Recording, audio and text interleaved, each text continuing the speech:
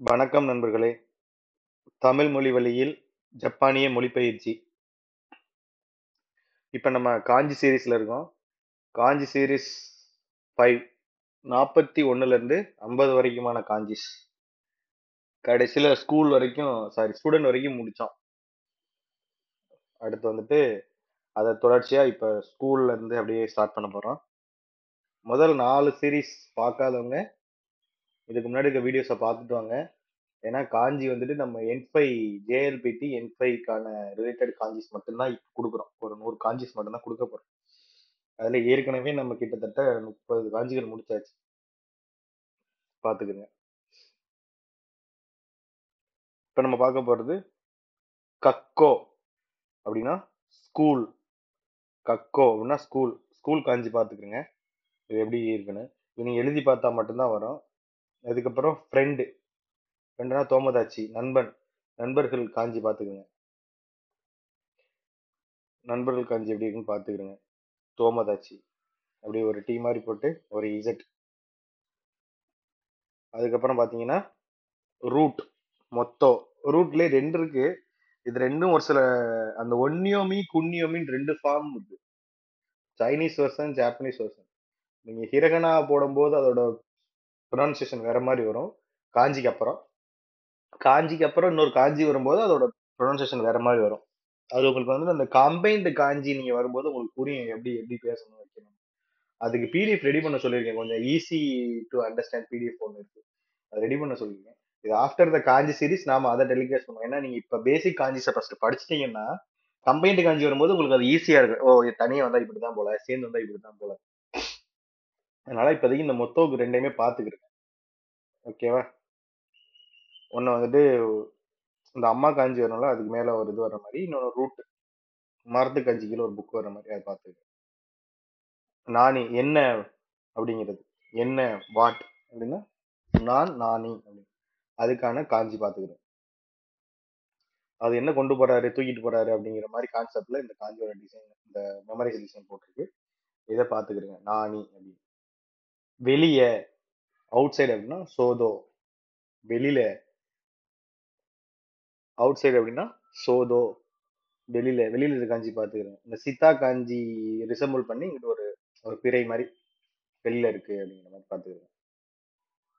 முன்னாடி மாயே, முன்பக்கம் ஃப்ரண்ட்ல இருக்கு. இது மாயேவோட காஞ்சி. உஷிரோ பேக் சைடுல இருக்கு. உஷிரோனா பேக். அதோட காஞ்சி என்னன்னு சொல்லி பார்த்துக்கிறேன். ஃப்ரண்ட்னா மாயே, பேக்னா உஷிரோ. மிகி ரைட் சைடு காஞ்சிங்கன்னா மிகி. இதை பார்த்துக்கிறேங்க. லெஃப்ட்டுக்கு ஹிதாரி. ரைட்டுக்கு மிகி, லெஃப்ட்டுக்கு ஹிதாரி. இதை கொஞ்சம் பார்த்துக்கிறேங்க. ரைட் சைடு காஞ்சி என்னன்னு போட்டுருக்கு பாருங்க, லெஃப்ட் சைடு காஞ்சி என்னன்னு பார்த்துங்க.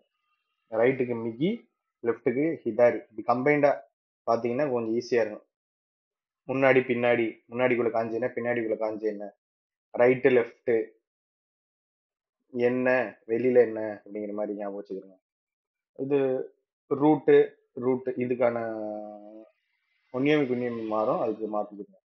நான் என்னன்னு சொல்லி கம்பைன்டு காஞ்சின்னு சொல்லிக்கலாம். அடுத்து ஸ்கூல் கக்கோ. அதுக்கு முன்னாடி சேய் காஞ்சி போடுங்க ஞாபகம் இருக்கா? கக்ஸை. அந்த மாதிரிலாம் ஒரு சில காஞ்சிஸ்லாம் வரும், பார்த்துக்கங்க. நான் தோமதாச்சி நண்பர்களுக்கான காஞ்சி மறுபடியும் ஃபர்ஸ்ட்ல இருந்து வரேன். ஸ்கூல் அப்படின்னா கக்கோ, ஃப்ரெண்ட் அப்படின்னா தோமதாச்சி, ரூட் மொத்தோ, இன்னொரு ரூட் அதுக்கும் மொத்தம் தான். வாட்னா நானி, அவுட் சைட் அப்படின்னா சோதோ, அதுக்கான காஞ்சி பார்த்துக்குங்க. முன்பக்கம் மாயே, மாயோட காஞ்சி. பின்பக்கம் உஷிரோ, அதுக்கான காஞ்சி. Right மிகி, left ஹிதாரி. அவ்வளவுதான்.